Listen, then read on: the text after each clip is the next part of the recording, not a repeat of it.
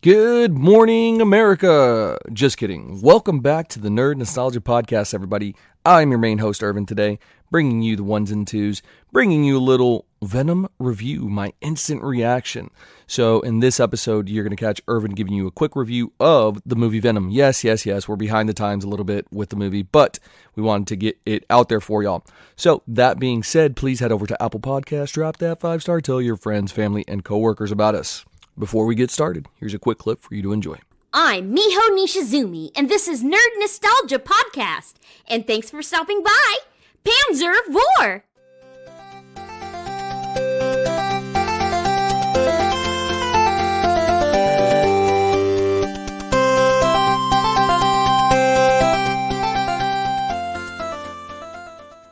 Welcome back to another episode of Nerd Nostalgia Podcast, y'all. Thank you for joining me. I apologize about not setting up y'all with an episode last week. That's on me.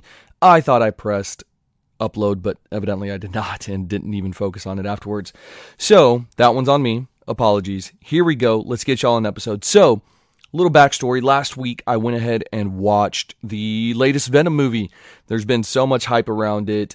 I actually got spoilers a little bit, got a spoiler, the spoiler, but it was one that had already been leaked, so I already knew about it since I have a pulse on the pop culture zeitgeist. And I won't say what it is here.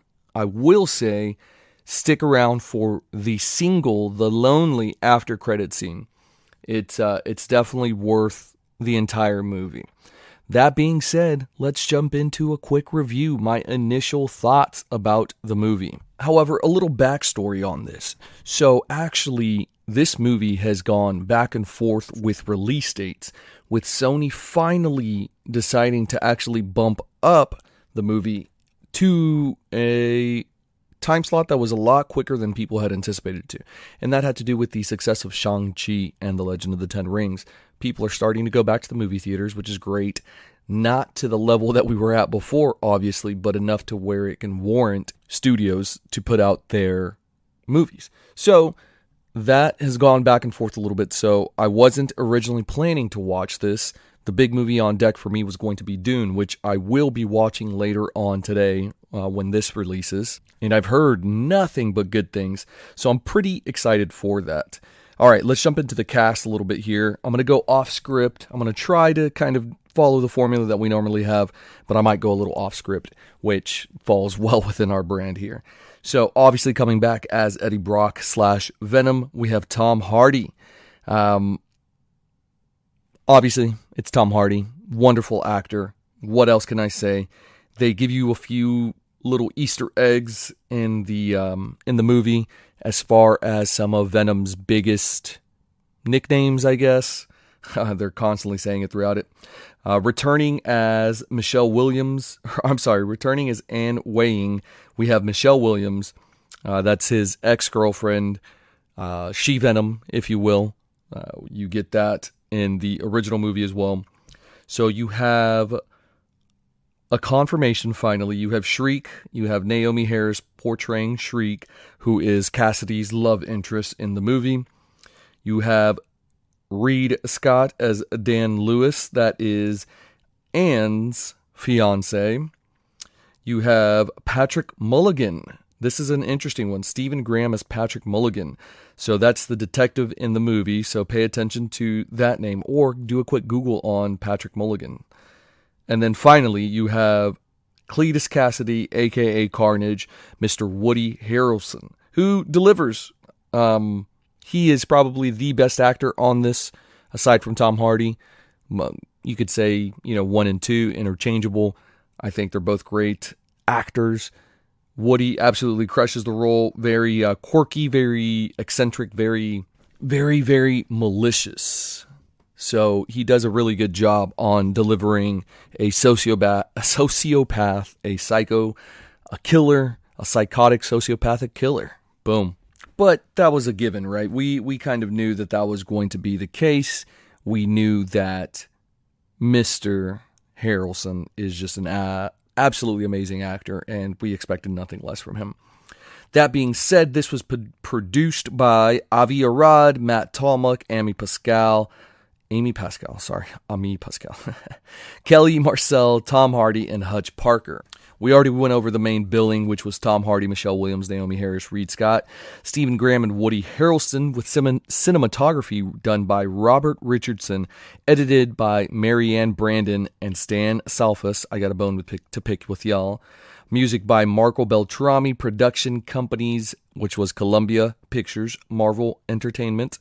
So this was distributed by Sony Pictures, obviously, since they're the ones with the rights to Spider-Man and his universe, including Venom. Now, I'm really curious, since Null is a new character, but is technically within the Spider-Verse, does that or Venom-verse, really, is that a Marvel character or is that a Sony character? I don't know how that works. I don't know how their rights and everything works as far as a movie distributing purpose is concerned. I would love to see Null on the big screen. I think that should be their big bad, honestly. They could go with the Infinity Gauntlet kind of outlook and pull a story off of that. And so, the running time for this movie is 97 minutes. It's about an hour and a half long here. The primary language is obviously English. It came out with a budget of $110 million and a box office of $352.6 million. Now let's jump into what the plot was. And so it essentially starts off in 1996 or somewhere in the 90s. Pretty sure it was 96. Cletus Cassidy shows this bad kid kind of growing up, gets sent to a school of some sort. Frances Bearson ends up finding her there. They fall madly in love at the Estes home for unwanted children. And then she gets sent over to the Ravencroft Institute because she has powers of some sort and uncontrollable. On the way, she uses her powers and gets shot. And then she basically goes underground into an underground facility. This entire time, our boy Eddie Brock has been killing folk. He's a serial killer, surprise, surprise, and sends out a message to his lady friend via Eddie and his paper. And so, because Venom is still within him, he goes into a room and essentially starts solving these cases, which steals the light and thunder from Cassidy and makes him mad and upset. And so, sure enough, they find that all those bodies officially can, give him the death penalty. And so that's really where the story kind of takes off. And then from there, you have the birth of Carnage, you have the fight that ensues, and things of that nature. So everything happens for a reason. I won't go any deeper than that because I want you to see the movie, right, guys? I always want that to be the case. I want a high level of the plot here. So, even though this movie has done pretty well in the box office, all things considered, right, COVID considered, it has only gotten 60% on Rotten Tomatoes, a 6.4 out of 10 on IMDb, with a 48% Metacritic score, and a 4.2 out of 5 Google rating, which is Google users. So, 5,000 people have given it a rating, and the bulk of them seem to like the movie. So where does the Nerd Nostalgia podcast, where does Irvin's rating sit on this one? I am going to give it a 6.9. I had originally given it a 7, but I thought a 6.9 was more befitting. So there's a lot of positives and a lot of negatives with this movie. I think the biggest positive is going to be the end credit scene. That makes the entire movie worthwhile. It's going to be interesting to see what happens in the future. I'm pretty excited. We already knew about this. We knew that this was going to happen, so it's curious to see how they're going to approach it. Now, that being said, there's a lot of negatives that go on with this movie as well. So they did lean into some of the things that they did right with the first one. And I wasn't a fan of the first one. I wasn't not a fan. I didn't hate it. I didn't like it. I thought it was just kind of right there at a 7, pretty much where this sits as well. There was nothing that they really improved on my end that I thought, and there was a lot of lazy writing as well. A prime example is when Carnage hacks the internet. I was like, okay, well, that's not cool. So just lazy writing on certain situations like that. And I think because I do write myself sometimes, and because I've seen so many movies and watched so much TV, I think when they do things like that, I'm just like, come on, like the extra 2 minutes that it would have taken to have them meet somebody and, to discover things, like, I'm like, come on, just write that in. And maybe there's a different cut. So that's where I have my bone to pick with the editors. I'm like, if there's a different version of that, like, you probably should have gone with that. So that's just me. I guarantee there's a longer cut out there. I can almost see that there was a different movie, but that's likely just the studio kind of sticking their head where they shouldn't, telling people how to do their job. So whatever, it is what it is. So I thought the movie was just okay. Again, lazy writing on some parts. The battle scene at the very end there is pretty epic. They did want to lean in a little bit more into the Venom funniness, the one-liners, and at first, it was good, it was cute, but then they did it way too much. It was throughout the entire movie, and it just became a little bit too much. It was more focused on Venom than it was Tom Hardy and Eddie Brock, so I didn't care how they treated Eddie Brock in this. They make him into this big idiot, blah, blah, blah.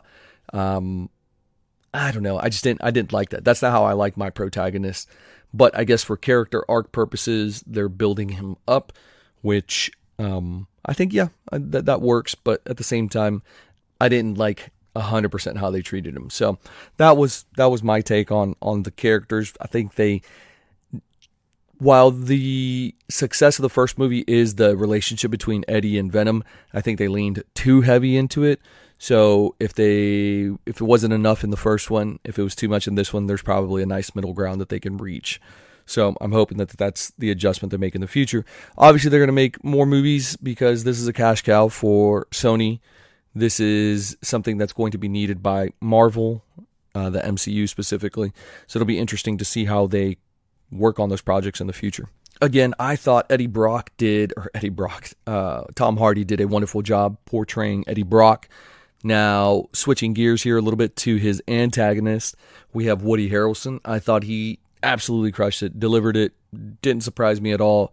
I really enjoyed his character. I actually wanted to root for Woody's character more than I did for Tom Hardy and Eddie Brock, just because of the way that it was kind of, I guess, edited a little bit.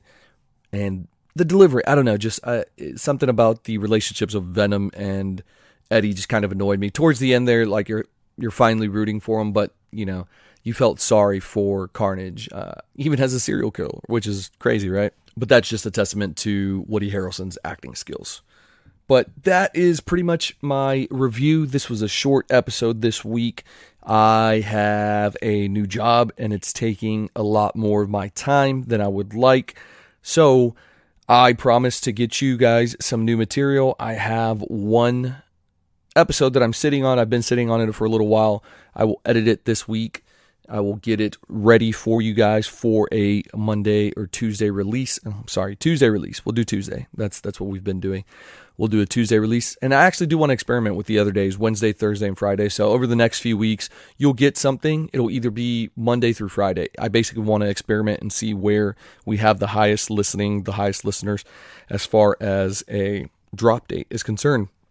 So be on the lookout. We've tried Monday, we've tried Tuesday, so we'll see if maybe next Wednesday we drop something, the following week of Thursday, and then the following week of Friday, and then I'll compare and see what happens. But that's going to be the episode today, y'all. Thank you so much for dropping by. Please head over to Apple Podcasts, drop that 5-star, tell your friends, family, and coworkers about us. Help us grow this audience. And, of course, insert catchphrase here.